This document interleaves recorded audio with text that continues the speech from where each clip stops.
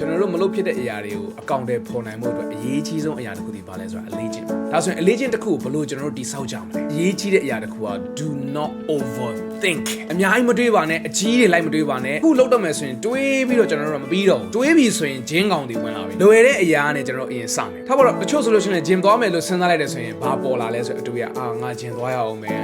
ဂျင်သွားမယ်နေရာနိုင်ခွက်လောက်သွားမယ်တနားရီလောက်သွားအောင်မယ်အစားတောက်တွေရှောင်းအောင်မယ်အဲ့ဒါပြီးတာနဲ့လူကဘာဖြစ်တယ်လို့ခံစားချက်က